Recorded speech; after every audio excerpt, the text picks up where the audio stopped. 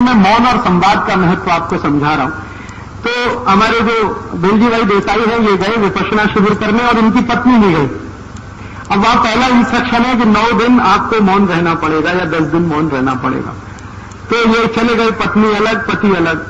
और तीसरे दिन तो बेलजी भाई ने कहा कि मुझे लगा मैं पागल हो जाऊंगा, भागे वहां, पत्नी भी भागी हुई। तो उन्होंने कहा कि यहां रह के पागल हो जाए, उससे अच्छा घर में लड़ मर के पागल हो जाए।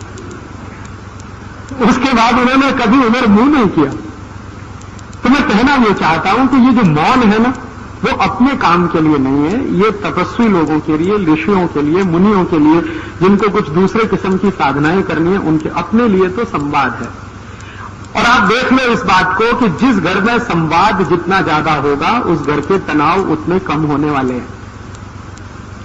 वो संवाद भले फालतू का हो या बेफालतू का, इसका कोई मतलब नहीं। बेकार की बातें भी आप कर सकते हैं, जरूर करिए।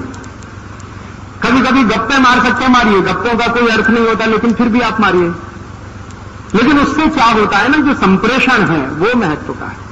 और हम तो बिना संवाद किए रह नहीं सकते। जैसे मैं उदाहरण दूं, हम बाजार जाते हैं, ठीक है, और कोई एक दुकान में चले गए। अब दुकान में आप कभी एक ऐसी दुकान में जाओ जो डिपार्टमेंटल स्टोर टाइप की है, जहां पे हर सामान रखा हुआ है, उसकी कीमत वहां पे चिपकी हुई है और कोई है नहीं वहां, कोई नहीं है वहां, सामान रखा हुआ है, कीमतें लगी हुई है।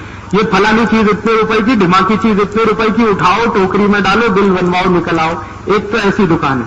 और एक ऐसी दुकान है जहां हर काउंटर पर एक कोई खड़ा है, चाहे कोई भाई खड़ा है, चाहे कोई बहन खड़ा है, और उसने भी लिख रखा है कि देखो ये चीज इस रुपए की। तो आप तो कुछ ना कुछ करने ही वाले हैं। आपको लिखा है तौलिया 20 रुपए की, रेट फिक्स है, फिर भी अरे भाई 18 में दोगे क्या? अब ये जो आपने कहा कि 18 में दोगे क्या, भले वो नहीं देगा, आप 20 में ही लाओगे, लेकिन वो संवाद करने का खोजा आपने रास्ता। रह ही नहीं सकते आप बिना संवाद के, रह ही नहीं सकते। अब भाजी वाला है, वो चिल्ला चिल्ला के बेच रहा है, टमाटर 10 रुपया किलो, टमाटर 10 रुपया किलो। हमने 20 बार सुन लिया, फिर भी यार 8 रुपए किलो देगा क्या? अच्छा 8.5 दे देगा, लगा दे भाई। नहीं 9 रुपए ले लेना, अरे 9.25 रुपए ले लेना। आप उससे मगजमारी कर रहे हो आधा घंटे, वो आपको मजा दे रहा है इसलिए कर रहे हो। भले आप 10 रुपए किलो में ही टमाटर खरीद। एक रिक्शा वाला है, मान लो रिक्शा चलाता है, उसका रेट फिक्स है कि 5 किलोमीटर 10 रुपए लूंगा, फिर भी आप उसके साथ मोल भाव करते हो कि नहीं करते हो? क्यों करते हो? संवाद के लिए। कोई लोग ये कहते हैं कि हम कंजूस है, कंजूस नहीं है। भाई बिना संवाद के हम रह नहीं सकते, प्रॉब्लम अपनी ये है, इसलिए हम उससे बातें कर रहे हैं। वो चाहे रिक्शा वाला हो, चाहे तांगे वाला हो, चाहे सब्जी बेचने वाला हो, चाहे तौलिया बेचने वाला हो, या कुछ भी बेचने वाला हो, हमें तो उससे संवाद करना ही है। क्योंकि बिना संवाद के व्यक्ति का संबंध बनता नहीं, और व्यक्ति का संबंध न बने तो ये प्रकृति से जुड़े कैसे आप? जब सबको कुटुंब मान के आप चल रहे हैं तो किसी से जुड़ाव तो हो, तो जुड़ाव होगा कैसे? वो तो संवाद से ही हो सकता है। किसी अनजाने आदमी से कैसे जुड़ेंगे आप? बिना बोले जुड़ सकते? सवाल ही नहीं उठता। हर अनजाने आदमी से आप जुड़ेंगे तो बोलकर जुड़ेंगे, और बोलने में संवाद तो आने ही वाला है। तो मैं कहना यह चाहता हूं कि अपने परिवारों में अभी क्या हुआ है, संवाद धीरे धीरे कम हो गया। ये जो हमारे कार्यकर्ता हमको शिकायत करते, राजीव भाई हमारी पत्नी मदद नहीं करती, हमारे बच्चे मदद नहीं करते, सब कार्यकर्ताओं के घरों में एक और एक प्रॉब्लम है, संवाद की कमी। संवाद करते नहीं, कुछ भी करके आएंगे बाहर, कभी घर में आकर नहीं बताएंगे हमने आज क्या किया। पत्नी पूछेगी 10 बार, अरे क्या किया क्या किया, फिर भी नहीं बताया। अरे तेरे काम की चीज है, बताएं क्या किया। अब जब आप ये मान ही लेते हो कि उसके काम की चीज नहीं है, तो फिर भले आप काम की चीज करो तो वो होने वाली नहीं, सहयोग मिलेगा कैसे आपको? भले आपने दुनिया में तोप चलाई, घर आके बता तो दो कि मैं आज तोप चला के आया, मैंने 10 लोग मार डाले, बताओ तो सही, संवाद तो करो। और आप तो संवाद ही नहीं करोगे तो फिर तो गड़बड़ होने वाली। तो मेरे कार्यकर्ता जो मुझे ये शिकायत करते हैं कि परिवार का सहयोग नहीं मिलता, उसका एक ही कारण है कि हमारे परिवार में परिवार के संबंधियों के साथ संवाद बहुत कम है, और वो कई स्तर से कम है। एक स्तर जैसे ये है कि आप कहीं गए, आपने बताया नहीं आप कहां गए, बस हो गया किस्सा खत्म। आप कहीं जा रहे हैं, भले आप 5 मिनट के लिए घर के बाहर जा रहे हैं, लेकिन आपने बता दिया कि मैं पोस्ट कार्ड खरीदने जा रहा हूं, तो ये संवाद ही तो हुआ। आपने तो बस जुड़ाव हो गया। हर क्षण जुड़ाव चाहिए आदमी को। और आपने बताया नहीं, आपने तो मौन धारण कर लिया। अब आप कहीं चले जाएं, भले कितना भी महत्व का काम करके आए, लेकिन आपका संवाद हुआ नहीं है, तो उस काम का घर वालों के लिए कोई मतलब नहीं है। वो कितना बड़ा काम आप करिए। अब उनके लिए जब उस काम का कोई मतलब नहीं है, तो बेकार है आपका सब काम। आप प्रेषित ही नहीं कर पाते। कम्युनिकेशन में बहुत लैकिंग है। और ये भी एक अहंकार, बस और कुछ नहीं। हम क्यों बताएंगे? और क्यों बताएं? क्योंकि हम तो मालिक हैं इस घर के। अब वही गड़बड़ है, मालिक नहीं है भाई, आप इस घर के ट्रस्टी हैं। भगवान ने ये घर आपको थोड़े समय के लिए दिया है, हमेशा ये रहने वाला नहीं है आपके पास। मैंने आपसे कहा कोई सगा संबंधी हमेशा आपके साथ नहीं रहने वाला, कोई वस्तु आपके साथ नहीं रहने वाली, आपका शरीर आपके साथ रहने वाला नहीं, तो मालिक कैसे हो गए? मालिक तो आप तब हुए जो कोई चीज हमेशा आपके कंट्रोल में रहे। ये शरीर तक आपके कंट्रोल में नहीं रहेगा थोड़े दिन के बाद, फिर आप मालिक कैसे मानते हैं अपने आप को? तो जब हमारे मन में ये मालिकियत का भाव आता है कि ये परिवार के तो सब मुझसे छोटे हैं, क्योंकि मैं इनकी जीविका चलाता हूं, मैं इनका मालिक हूं, बस वहीं गड़बड़ हो जाती है और वहीं से संवाद टूटता है। संवाद जहां टूटेगा वहां पर बेरुखी आएगी, और वो बेरुखी धीरे धीरे बढ़ती चली जाएगी, और कोई दिन गुस्से में फटेगी, आपके घर में टूटने की नौबत आ जाएगी। दुनिया का कोई वकील, कोई जज आपको नहीं बचा पाए। मेरे मित्र हैं बंबई में, ये फैमिली डिस्प्यूट सुलझाते हैं जज हैं। वो कहते हैं को समझ में नहीं आता मैं क्या करूं। तो मैंने कहा कानून की किताब के आधार पर ये नहीं हो सकता। आप बस इतना करो कि पति पत्नी को कहो कि थोड़ा अहंकार कम करके एक दूसरे से क्षमा मांगना शुरू कर दें, एक दूसरे की प्रशंसा करना शुरू कर दें, घर टूटने से अपने आप बच जाएगा।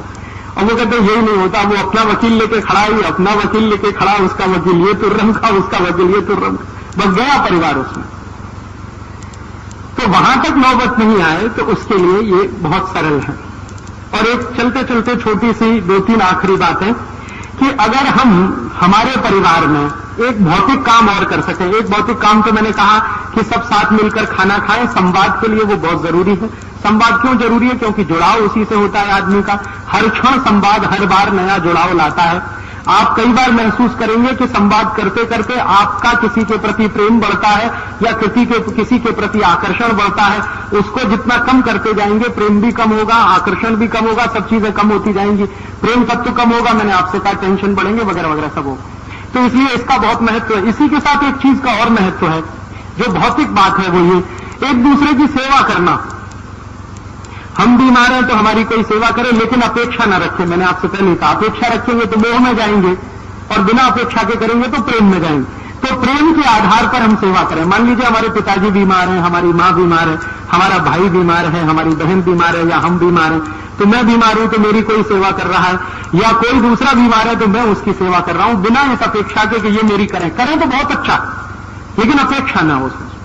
तो क्या होगा कि प्रेम तत्व प्रबल होता जाएगा, लगातार बढ़ता जाएगा।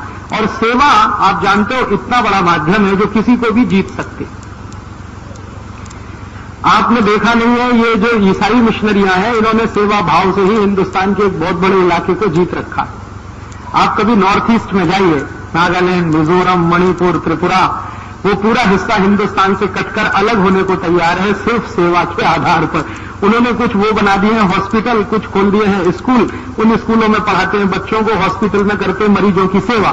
बस उसी पर नागालैंड का साधारण नागरिक कहता है जी हमें भारत में नहीं रहना, हमको तो इनके साथ रहना। और उसी की ताकत पर उन्होंने यहां तक करा लिया है कि नागालैंड की भाषा अंग्रेजी है। हिंदुस्तान में 2 ही ऐसे राज्य हैं जिनकी राज्य भाषा अंग्रेजी है, बाकी कोई राज्य नहीं। कल को वो अलग भी हो जाए तो वहां की जनता उनके साथ जाने वाली। तो ये जो सेवा तत्व है ये हमारे यहां बहुत महत्व का है। और ये महत्व का तत्व तो हम परिवार से शुरू करें। परिवार में एक दूसरे की सेवा करना, वो छोटा हो या बड़ा हो, ये इमैटीरियल है। क्योंकि मैंने आपसे कहा कोई छोटा नहीं, कोई बड़ा नहीं, सब ईश्वर तत्व है, सब परमात्मा के अंश है। आप उनके साथ रह रहे हैं, ये आपका सौभाग्य है, या वो आपके साथ रह रहे हैं तो ईश्वर ने आपको मौका दिया है, ट्रस्टी बनाकर इस घर में आपको भेजा। ये भाव अगर आपके मन में है तो किसी की भी सेवा करने में आपको कोई हिचक नहीं आएगी, छोटा हो या बड़ा। तो अगर आपने भौतिक रूप से ये सेवा करना, भौतिक रूप से संवाद करना, एक साथ मिलकर भोजन करना, एक साथ मिलकर बातें करना, ये कुछ छोटी छोटी भौतिक बातें करना शुरू कर दिया, आप बहुत सारे तनाव, बहुत सारे टेंशन, बहुत सारे परिवार के क्लेश, झगड़े सब मिट जाएंगे। मैं कहना यह चाहता हूं कि झगड़े सभी परिवार में होते हैं, कलह सभी परिवार में होती है, क्लेश सभी परिवार में होता है। कोई ऐसा परिवार दुनिया में नहीं होगा जहां झगड़े ना हो, क्लेश ना हो, कलह ना हो। लेकिन उसको कम करना, उसको समाप्त करना, ये हमारे हाथ में है, ये हमारे कंट्रोल में है। हम थोड़े व्यवहार के परिवर्तन से इन सब चीजों को बहुत आसानी से कंट्रोल कर सकते हैं। चलते चलते एक छोटी सी बात और, आजकल हमारे यहां परिवार अगर चलाना है तो कर्तव्य भाव से चलेगा। अभी हमारे देश में एक गड़बड़ हो गई है, और वो गड़बड़ ये हो गई कि एक संविधान आ गया हमारे देश में, जो हमारी इच्छा से नहीं बना है। ये बिल्कुल सही बात है। We the people of India, ये सबसे बोगस बात है जो लिखी हुई है, क्योंकि हमने कभी आत्मार्पित नहीं किया। 300 लोग थे जिन्होंने इसको बना दिया और उन्होंने घोषित कर दिया कि ये हो गया। अब उसमें गड़बड़ी जो हो गई है, मूल में भूल वो ये हो गई है कि जो कुछ उसमें है वो अधिकार प्रधान है, कर्तव्य प्रधान कुछ है ही नहीं। पूरे संविधान आपको ये अधिकार, आपको ये अधिकार, आपको ये अधिकार, आपको ये अधिकार, आपको ये मौलिक अधिकार, आपको वो मौलिक अधिकार, कर्तव्य भाव उसमें नहीं है। एक जगह है बस पूरे कॉन्स्टिट्यूशन में, आर्टिकल 51, बस उसके बाद कहीं कुछ नहीं है। और अधिकारों के लिखान निकालूं तो 20 आर्टिकल है। तो ये जो अधिकार प्रधान हमने बनाया अपने संविधान को, तो सरकार भी पूरी तरह से अधिकार प्रधान है। सरकार को ये अधिकार है, सरकार को ये अधिकार है, सरकार को ये अधिकार है, सरकार को ये अधिकार है। कर्तव्य क्या है? वहां पे ठन गोपाल। तो मैं कहना यह चाहता हूं कि अपने देश का संविधान और ये जो सरकार है ना, ये बिल्कुल उल्टी दिशा में है। कारण उसका यह है कि ये सब कुछ अधिकार प्रधान व्यवस्था में है। अपना परिवार अधिकार प्रधान व्यवस्था में नहीं चल सकता। परिवार चलेगा कर्तव्य प्रधान व्यवस्था से। परिवार में हम अधिकार से ज्यादा कर्तव्य की बात सोचें। मेरा ये कर्तव्य है, मेरा ये कर्तव्य है, मेरा ये कर्तव्य है, मुझे ये करना है, पति का ये कर्तव्य है, पत्नी का ये है, बेटे का ये है, बेटी का ये है, मां का ये है, पिता का ये है, भाई का ये है, बहन का ये है। सब अपने कर्तव्य भाव से प्रेरित रहे तो परिवार बहुत अच्छे से चलता है। अगर अधिकार भाव से आपने बात करनी शुरू की तो बंटवारे होते हैं। दो भाई जो एक ही मां से पैदा हुए हैं वो क्यों बंटते हैं? चार भाई जो एक ही मां से पैदा हुए हैं, एक ही तरह का जेनेटिक मटेरियल उनके पास है, वो आपस में झगड़े क्यों करते हैं? संपत्ति का बंटवारा क्यों करते हैं? अधिकार भावना से। मेरा अधिकार इतनी संपत्ति पर, तेरा अधिकार इतनी संपत्ति पर, मेरे हिस्से में इतना, तेरे हिस्से में इतना। तो ये जो अधिकार भावना आई है, ये अंग्रेजों की लाई हुई है हिंदुस्तान में। अगर अंग्रेज नहीं आते तो हिंदुस्तान के समाज में ये अधिकार भावना नहीं होती। अंग्रेजों ने लाकर ऐसे नियम कायदे कानून बनाए और ऐसा ही संविधान बनवा दिया जिसमें अधिकार अधिकार अधिकार तो हर जगह है, कर्तव्य तो कहीं है नहीं। तो मैं आपसे कहना यह चाहता हूं कि आप परिवार अगर चला रहे हो तो कर्तव्य भावना से चलाओ, अधिकार भावना से नहीं। मेरा ये कर्तव्य है, मेरा ये कर्तव्य है, पिता के प्रति बेटे का ये कर्तव्य है, बेटे के प्रति पिता का ये कर्तव्य है, पत्नी के प्रति पति का कर्तव्य है, पति के प्रति पत्नी का कर्तव्य है, वगैरह वगैरह। ये जितना भी कर्तव्य भाव से आप चलेंगे, आपके परिवार में तनाव बिल्कुल नहीं होंगे। तो ये छोटी छोटी बात है, कुछ इसमें भौतिक है, स्थूल है, कुछ आत्मिक है, अंदर की है, मन की है। मन के स्तर पर थोड़ा बदलें, शरीर के स्तर पर थोड़ा बदलें, तो बहुत सुंदर तरीके से आप परिवार में चल सकते हैं। प्रसन्न रहें, प्रसन्न रखना सीखें दूसरों को। ये जो प्रेम है ना, वो प्रसन्नता का एक दूसरा हिस्सा है। कोई पूछे प्रेम का भौतिक स्वरूप बता दो, आप किसी को प्रसन्न रख सकते हैं तो प्रेम करते हैं, नहीं रख सकते तो आप प्रेम नहीं करते। मोह कर सकते हैं उससे।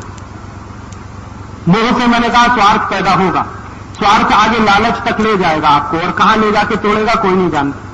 लेकिन अगर आपने प्रेम रखा है तो प्रेम में से तो स्वार्थ कभी आने वाला नहीं। प्रेम से तो प्रसन्नता ही निकलेगी, आनंद ही निकलेगा, त्याग की भावना आएगी, कर्तव्य की भावना आएगी।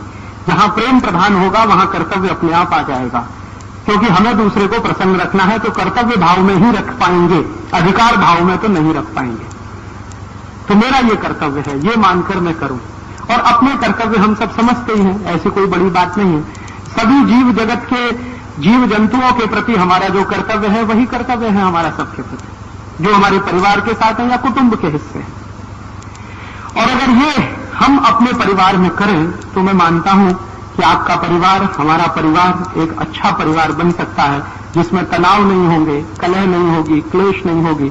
कलह क्लेश कभी होगी भी तो बहुत आसानी से निकल जाएगी। मैंने आपसे कहा कि कभी कलह हो जाए, क्लेश हो जाए, क्षमा मांगने में देर मत करिए और क्षमा करने में देर मत करिए।